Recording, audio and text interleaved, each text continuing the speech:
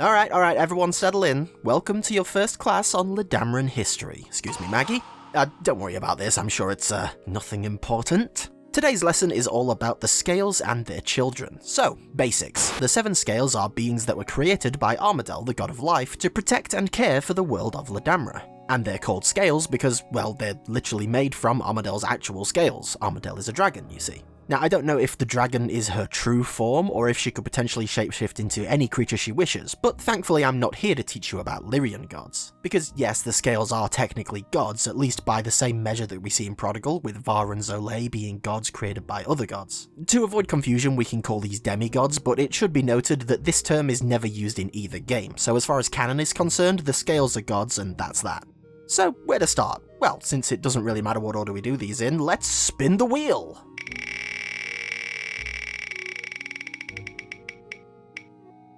Starting things out with Cradleforge. Unfortunately, we don't know very much about Cradleforge herself, although we do know what she looks like thanks to a good old leakaloo that happened on a Colourgrave Twitch stream a while ago. Apart from that, the most we know about in relation to her are her children, the Forgen. The Forgen were forged by the hands of Cradleforge to be nurturers of civilization. Architects, craftsmen, and artisans of renown, the Forgen have been the backbone of the development of society since ages past. While not often predisposed to fighting, those with the drive and talent have become titans on the battlefield. The crystalline scales that grow on the Forgen's bodies provide some protection from extreme temperatures and physical harm. Very few of them fear the burn of a stove or heated metal. So yeah, you may have noticed that some characters just have like rocks sticking out of them. Those are Forgen, and I guess the growths are kind of like a natural armour. Do you think they can have them shaved down or whatever to avoid them getting in the way if they happen to grow in like an awkward place like the crook of their elbow or something? Or maybe they have to actually, kind of like clipping your nails, maybe they require a certain amount of upkeep otherwise they'll just keep growing. Also, if they do that, I wonder if fashion ever plays a part in how they're made to look. Like, do they act as a sort of plumage? Do certain shapes and colours of them make a person more attractive? Maybe only to other Forgen? Actually, that's a good point. What happens if 2 different races have children? I mean, clearly they don't come out as mixed, otherwise there'd be loads more than just the original 7 races around by now. So like, maybe they can only conceive with their own kind? Or maybe the child will always be the same race as that of the mother or the father, or maybe it's just a coin flip. It is probably that one, let's be honest. I mean, if I were doing the world building, that would be the one that I'd choose because it presents the fewest complications, I think. Anyway, let's get back to the wheel and spin again.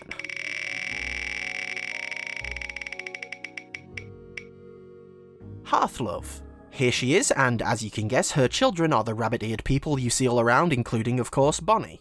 The book on the Hearthen isn't actually in the town library, as it seems someone has checked it out already, and fittingly you can find it in the Hearth Inn, which is run by a Hearthen. You get it? Hearthen, Hearth Inn, Hearth, you get it. It is said the mother of the Scales saw one trait to be of utmost importance: empathy. Her daughter Hearthlove was entrusted with this value and imparted it to her own children, the Hearthen. Using their powerful ability to hear the emotions of others, the Hearthen have cemented their position as the greatest hosts and providers in the world. Be it a tavern keeper or a physician, they can preempt the needs of their guests to ensure their well-being without being asked. The thing about the Hearthen being able to hear emotions is sprinkled throughout the game, even in the main storyline, with Bonnie saying Belle became closed off from her and all that. And actually, if you play as Bonnie, you can have her hear the emotions of a fair few people as you go around talking to them.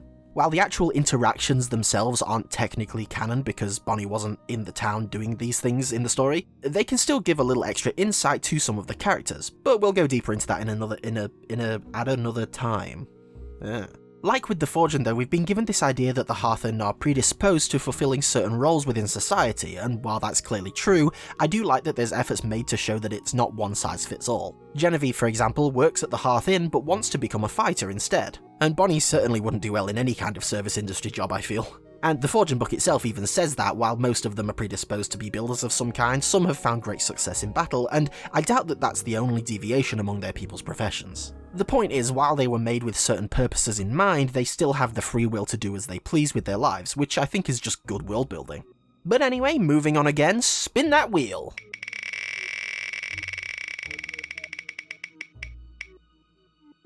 Ah, Oathbind, someone we've actually met this time. Now we can look at a side-by-side of her concept and in-game art, which is pretty cool. In case you don't know, you meet Oathbind by finding all 25 of the Oathblades hidden throughout the game and then interacting with the giant sword in the desert, a place called Oath's Rest, for obvious reasons. She's also the one to give you her blessing to enable the powering of the gate in the town library leading to the Colourless Void where you play as Bonnie for the first time. But we're not gonna get into that just yet. Colourgrave will have her own turn when the wheel so chooses. For now, let's read through the book on the Othen, which is also not found in the library, but in this, cannon building thing. I think it's supposed to be like a barracks or something.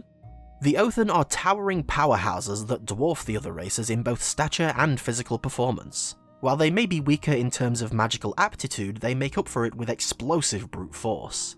The Othen are taught at a young age to control their temper, as their rage can cause them to become a frightening force of elemental fury. What their scale Oathbind represented has been muddled and confused with time. Some say it was honour, others say it was protection. Whatever it was, the Othen are a loyal and formidable people. Oh hey, I guess now thanks to us folks can just ask her. It is kinda crazy to remember that Oathbind has been in Blade mode for like hundreds of years. This book is like, unfortunately the knowledge has been lost to time, and then all of a sudden boom, she's back. The return of a god thought to be lost. I wonder if it was known in any capacity that she could be reconstituted by bringing all of the Oathblades back together. I assume not, since her act of turning herself into the Blades in the first place is referred to as a sacrifice, but like, no one ever tried this shit before? Which does kind of bring into question Belle's motivation for collecting them at all. She didn't know anything was going to happen, she was just like, oh cool, another sword for my collection, yoink. These flipping Colourgrave main characters always just picking up whatever's in front of them. More like Kleptograve, am I right?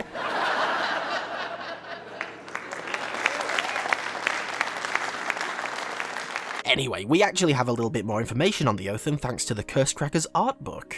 Like the one in Prodigal, it comes with the soundtrack on Steam, so if you want to check that out for yourself, go do that. In here we get to know additional speckles of lore, such as how they dye their skin for religious reasons and how their elemental powers physically manifest. Since this is concept art, it can't definitively be called canon, apart from the elemental stuff since that was referred to in the book we just read.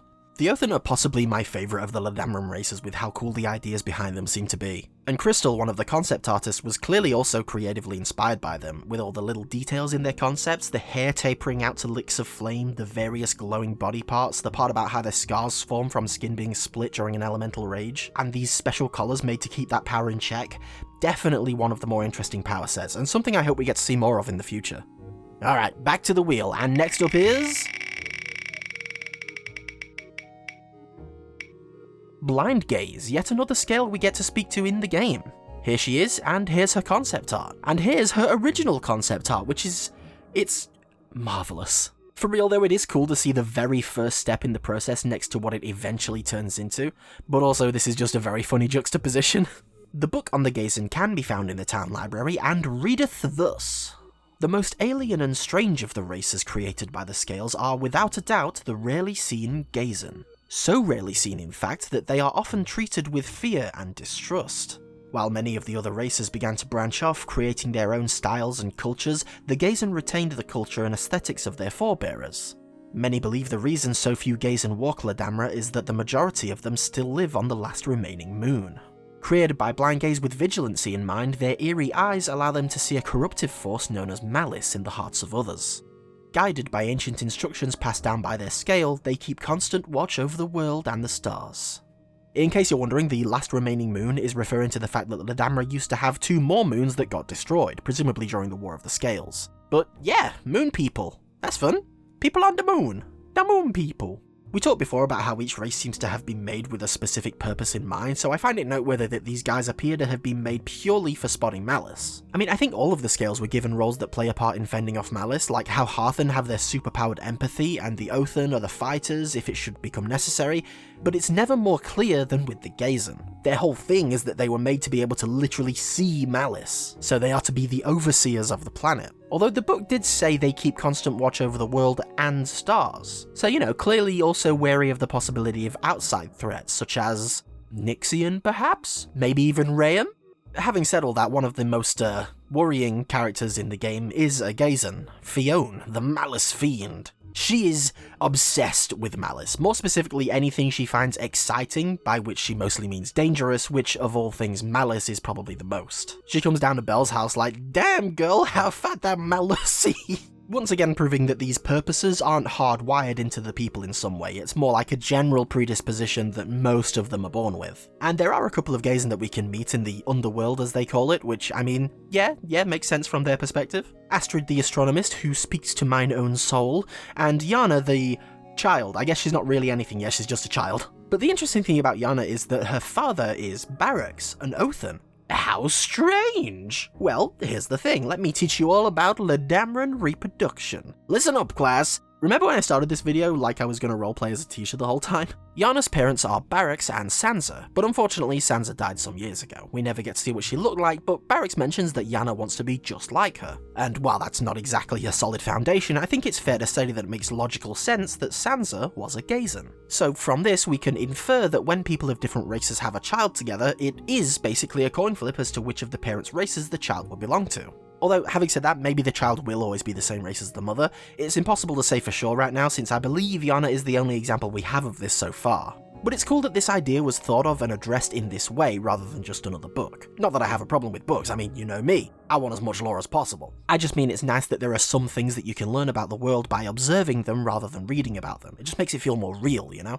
Anyway, time to spin the wheel once again, and now we have... Mournless. Bit more of a mystery this time, although we do of course have the concept art. Very watery themed look to her, she's got the waves trimming on the dress and the orca-like patterns on her hair. Did you know, by the way, that orcas are actually a type of dolphin despite being called killer whales? They were actually called whale killers before because they were sometimes observed killing whales, and the name just kinda got muddled over time. That has nothing to do with Mournless, I just thought it was interesting. And also I don't really have much to say about her, so let us consult the literature, shall we? The Mournlin are an adaptable and amphibious race that often work alongside Othan as incredibly capable combatants. With their natural ability to imbue magic into others, Othan often seek Mournlin comrades to support them in battle. It has historically created some of the most fearsome duos ever seen. The Mournlin were created by Mournless to represent her ideal of joy. Generally indomitable of spirit, they are often singing, dancing or clowning around. While all the races have their own festival, it is the festival of the Mournlin that is looked toward with the greatest anticipation. No one throws a party like the Mournlin do. So that's... them. Look, alright, like I said, I haven't really got a lot to say about Mournless or the Mournlin, but one thing I will say is that it's very strange to me that they don't have tails. Like, the Gazen have tails, obviously they're not fish tails, they're more like lizard tails, I guess to differentiate them even more from the other races since they're supposed to be the most alien. But, come on, the Mournlin are supposed to be amphibious, but they don't got tails to swim? I mean, there are some additional and presumably earlier concepts for them in the art book where they do have tails, but then check this out. So yeah, it was because they didn't want to overlap with the Gazen. Sorry, Gazeb. But I don't know, man, I think they should have had tails. So there you go, as small as it might be, I finally found a genuine criticism I have of a Colorgrave game. So if this is the last video I ever make, it's because I'll have evaporated into a fine mist. I do really like the idea of an amphibious race though. Do you think they have any kind of infrastructure or buildings or whatever underwater that are exclusively for them? Maybe they build their temples to Mournless underwater, or half submerged in water to represent the amphibiousness? Presumably they all at least live near water, because like, I mean, do they have the same skincare needs of real-life amphibians? Because frogs and toads and all that, you know, newts, Sicilians, that's a fun word, Sicilians, they all require their skin to have a very high level of moisture at all times. And by the way, this is why you should avoid picking them up with your bare hands, because they have very permeable skin, so the chemicals on your hands can be potentially quite harmful. Not just chemicals like soaps and moisturizers, but even your skin's own natural oils. Makes me wonder if the Mournlin have their own specialized etiquette, like they bow instead of shaking hands or something? Or maybe they just wear gloves, I don't know. Also, speaking of their need for water, do you think the salinity makes a difference? And if so, is that across the board, or are there like cultural subsets or something? Like there's some tribes of Mournlin that are adapted to salt water and some fresh water? Or maybe it's like the thing with the different parents and it's just a coin flip. If they are all only able to deal with fresh water specifically though, that would explain why Mournlin can't come and go from the island of Holor. That's the name of the island where the game takes place, by the way, it's Holor. If you don't know, the seas around Holor have been ravaged by constant storms for a while, meaning they're basically totally isolated. But if the Mournlin could tolerate salt water, you'd think they would at least be able to get to and from the mainland. There are obviously other possible explanations, like predators, we don't really know anything about the wildlife on Ledamra, or potential navigational issues, or it might just be too far for them to manage. But it's interesting to think about the possible applications of having a group of amphibious people in the world. They probably make good fishermen, for example, or pool lifeguards. It turns out I actually did have a lot more to say about the Munlin than I thought I did, huh? But anyway, only 2 scales left now, so let's spin one last time and see who we get. Ah, Lawbright, the 3rd scale that Belle has had the, pleasure of meeting. I've spoken about Lawbright and her connections to Malice before, as well as how she seems to be the narrator at the very start of the game, indicating that the world of Ladamra may be being led under a false narrative. And speaking of, let's have a look at what the book on her people has to say before we go any further. The Lauren are ageless beings that are incredibly gifted with magic, but are unable to use it until they come of age and their antlers grow in. Like all the other races created by the Scales, the men are unable to make use of their inherent magic.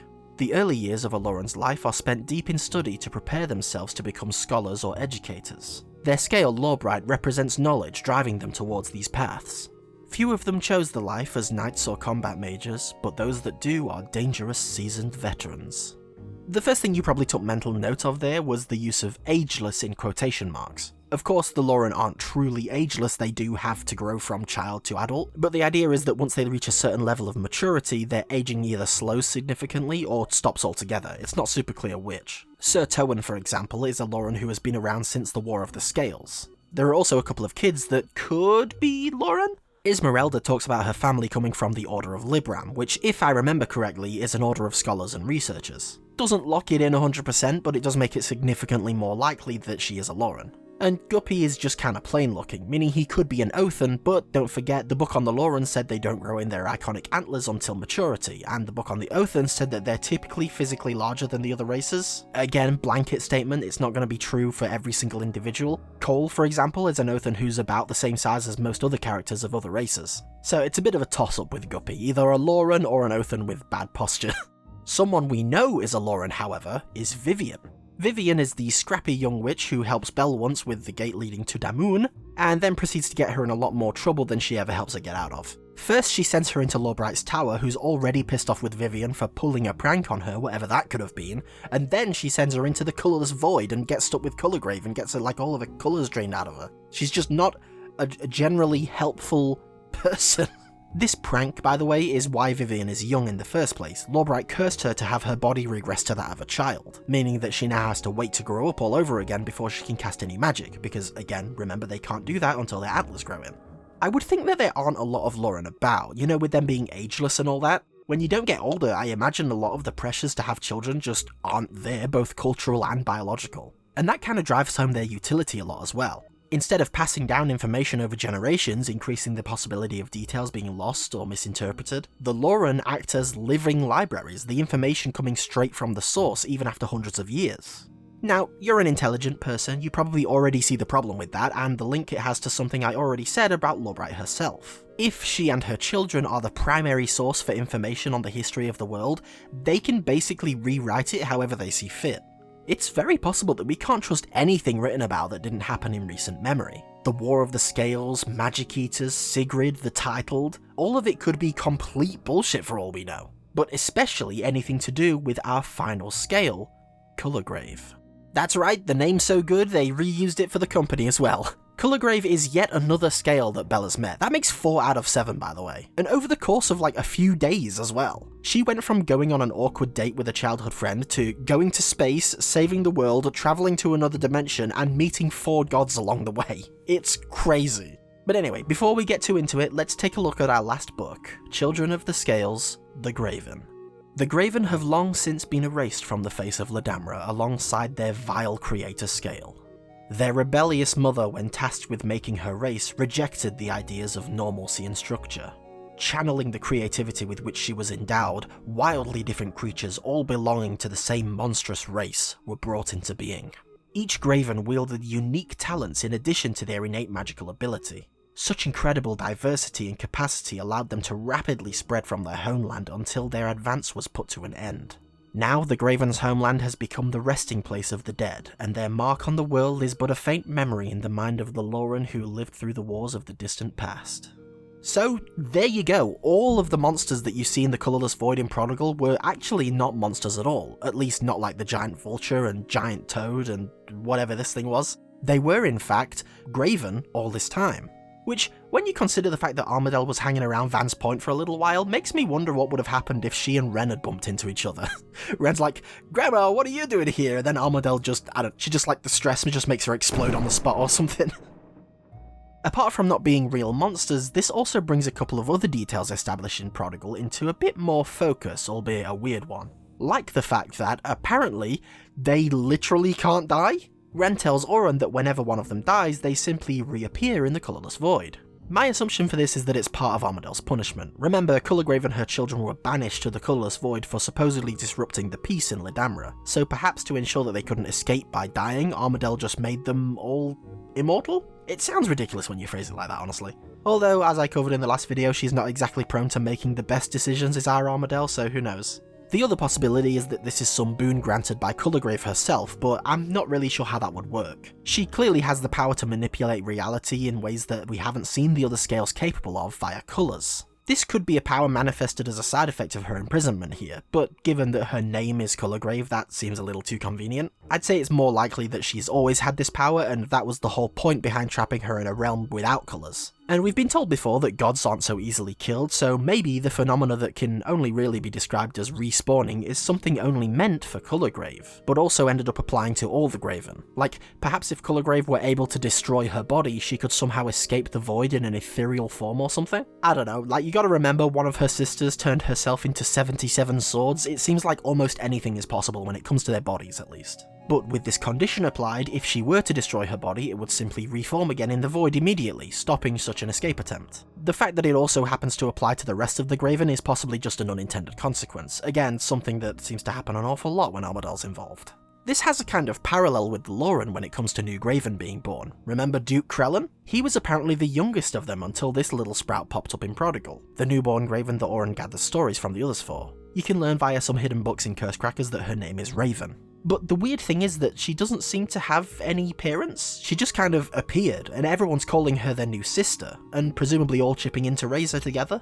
This isn't how any of the other races work. Of course, that was largely the point when it came to Colorgrave. She broke all the rules, but does this mean that none of the other Graven can have children? Did Colorgrave also create Raven? If so, how? The Children of the Scales were apparently created by the last of their mother's light, and I know that it was only a few minutes ago that I said we can't trust anything Lawbright says, but it doesn't seem like any of the other Scales have ever created new children since the first batch. Maybe it's one of the things she can do with colours? There are more Graven that were born after the War of the Scales, and, you know, therefore after they were banished. Or at least, I think there are? Olney is almost certainly Carolyn's sister, or half-sister, so it makes some kind of intuitive sense for them to be around the same age. And as I said, Krellin was supposedly the youngest until Raven, so at least those two are new generations of Graven.